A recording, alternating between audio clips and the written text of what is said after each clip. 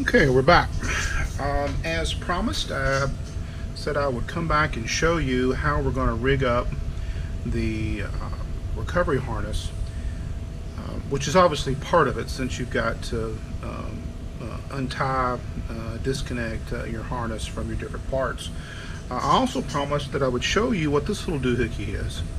I think I mentioned we call this a recovery sled, and you can see that there's a couple holes in each end, that the cord comes up and runs along the inside. Now that's done intentionally. You could sort of do it the other way, but by doing it this way, pretty much ensures that the sled itself, the end of the sled, doesn't get caught on anything because the cord's on the back side of it. You'll also see that our chute release, which is critical to this setup, is actually attached to the cord, and it's not attached on this end. That can be bad. It's attached, or on this side of the sled, it's attached on the inside of the sled, so it can't be pulled back and hence pulled off the chute. Because I have had a situation where the chute release was attached behind the sled. The harness here for the chute release somehow ended farther back on the Kevlar, and when it was pushed out, it then pulled the recovery sled off the chute, which gave me a deployment at apogee. Certainly a failure in the sense that it didn't deploy when I wanted to, but obviously the recovery, we recovered just fine because we had plenty of space in that case. We've got a snap swivel. This could simply be a loop on larger rockets, larger cords, etc. But in this case, we've got a snap swivel. Again, it's attached here, and basically the thinking is, as the chute release releases, it falls away, the chute goes up, they separate from each other. And then now we've got the nose attached. I think we did that in the last video with a simple uniknot or fisherman's knot. Very, very easy to tie, very easy to use.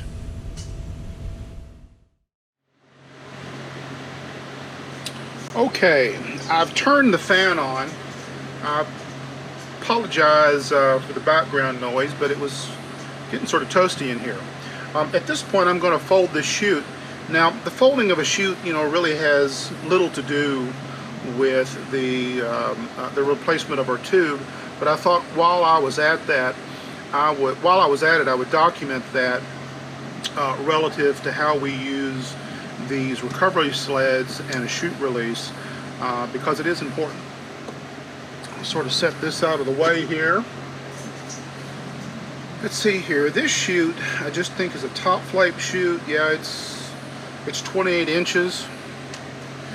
It is a thin mill chute. It's about as much as you can possibly get in this tube, dependably. There's a 28 right there. There are some ultralight materials available from different companies like Spherachutes that might allow you to go a little bit bigger. I have tried a 36 inch and really couldn't do that effectively. It's not uncommon at all in a rocket of this size maybe to fly a 20, 22, 24 inch chute, and that's going to be a little bit more forgiving with regards to fit, but I think we'll see that this one will fit just fine. Now these are parachutes, they're not parachutes. There is a difference. We certainly look that up if you want to. Maybe we'll talk about that on a different video. So they do fold flat. So this is sort of a derivation of the old original Estes or Century technique from decades ago. And so what I'm going to do here, as you can see, it's hexagonal. I'm going to fold it. I'm going to have the first fold there in the center of one of the sides, and then bring it forward like this. Make sure I get that nice and lined up. Neatness counts when it comes to folding parachutes. And then I'll fold this one in like that.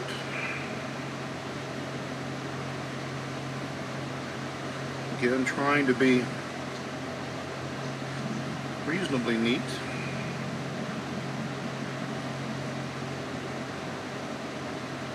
Okay.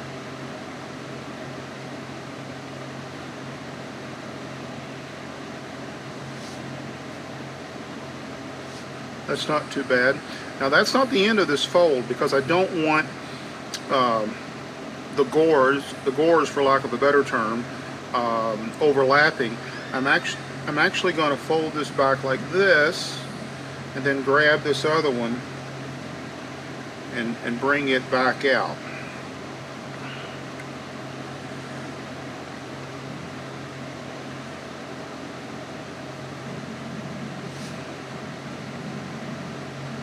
So what I've got is all of the folds more or less separated out. And of course there's a million different ways to fold a chute. Every flyer has 2 or 3 different ways based on the purpose for their own needs. Okay, now I'm going to turn this, turn this around a little bit. See where I folded this before? I'm going to come forward with this. But before I do that, I'm going to straighten out my cords here and make sure they're like I want. You'll see that they are not tied together as one knot. And the reason I do that is because the knot can fall through itself and tangle them even when you're very careful. By knotting each individual set of shroud lines, then all I have to do is take them off whatever they're hooked in, and they untangle themselves. And this quick link here is just going to hold it for the time being.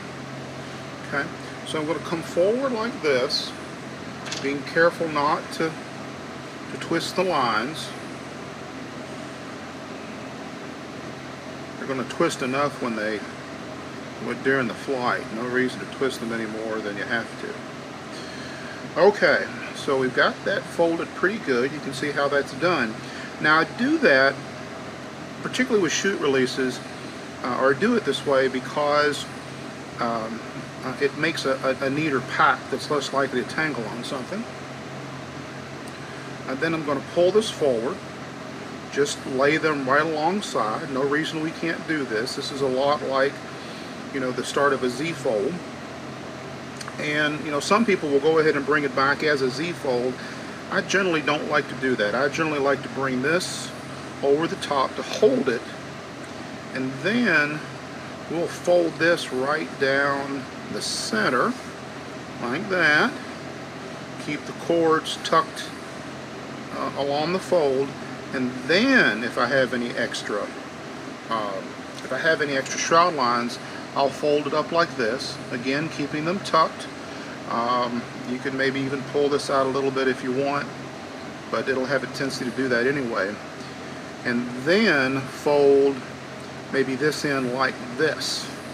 Now the chute is still sort of too wide to fold up like you want it. So I will then typically, I would either Z-fold at this point if the chute was really long, or I would just do the start of a Z-fold like this, again keeping that tucked, and then at this point more or less roll it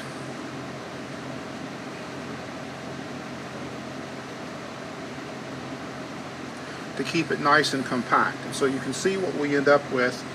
Actually, this cord really should be up in there a little bit further.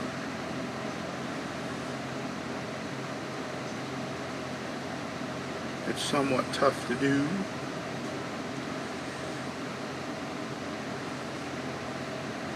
We'll fold in like this. Sometimes I'll even do that. This, of course, shortens our chute. Then we get a nice tuck. And then there we go, a nice compact chute. May even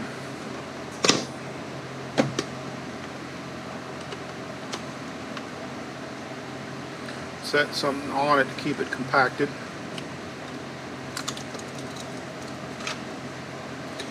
And we'll move this out here where we can see it. We'll take our chute again, make sure it's compact. Normally, the sort of the open side to this, I try to get down into the sled.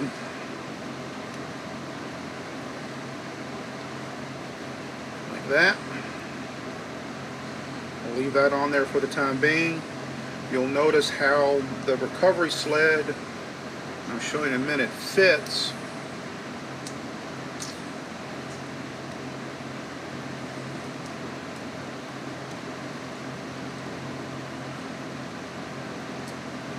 Where the parachute fits the recovery sled.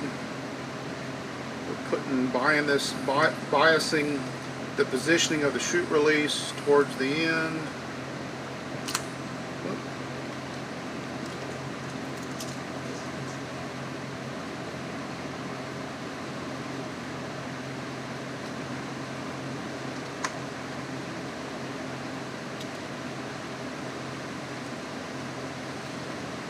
Notice the orientation of the release. Bring that around, trying to hold it all together. Stick it in the clip. Whoop.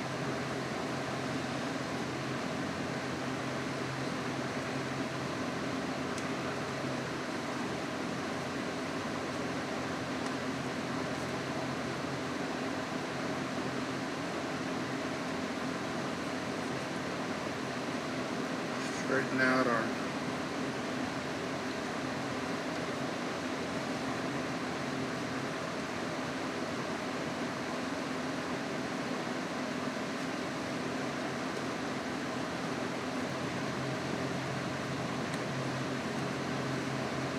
there we go. Notice our harness.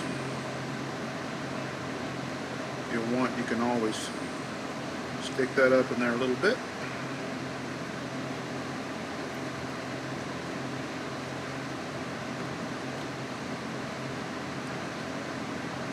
We'll take off our quick link.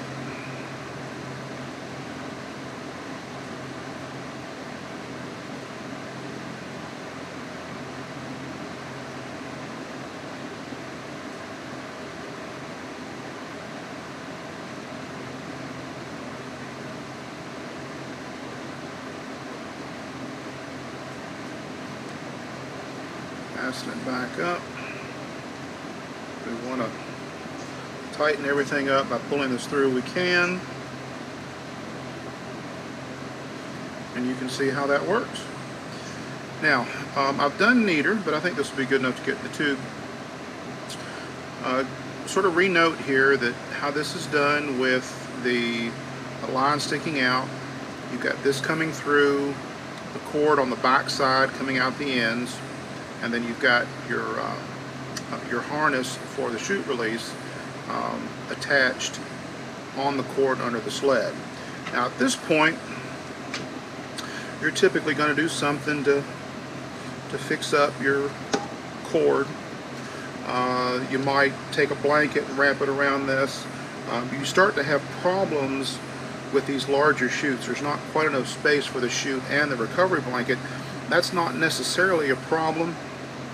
If you're using a baffle, you may not even be using a blanket. Certainly nothing says you just can't stuff the blanket in like that. Not as effective as wrapping it up burrito style. But if you're using a baffle or some dog bar for some insulation, that should be fine.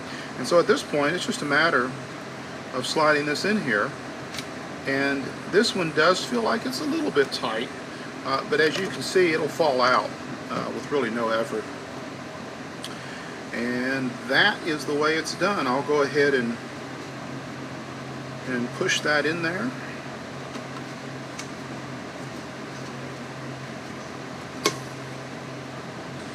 Now you see me wrapping these. You don't really want to do that when you fly. It's better to Z-fold them. I even tie a little bit of string around them often to hold the Z-fold together. Make them easier to manage. But we're just going to sort of stuff her in. Well, I may just end up doing the bad thing here. But we won't fly this way. Stuff that in.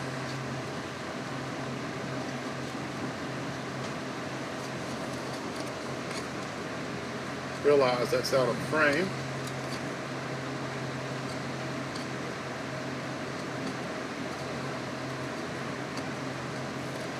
And then you can see our nose go right in there like that. Of course, in this case, the fins come off. So I guess we can make that our final step.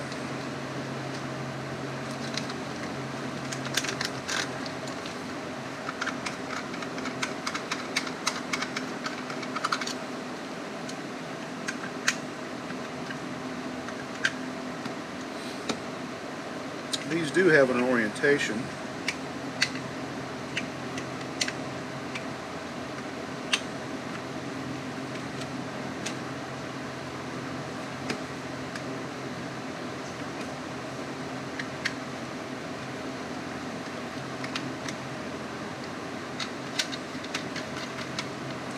And that's it.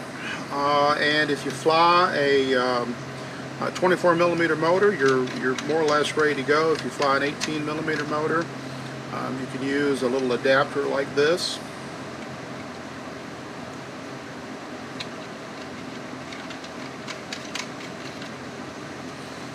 And you're good. Any questions, please feel free to comment on the video. Thank you.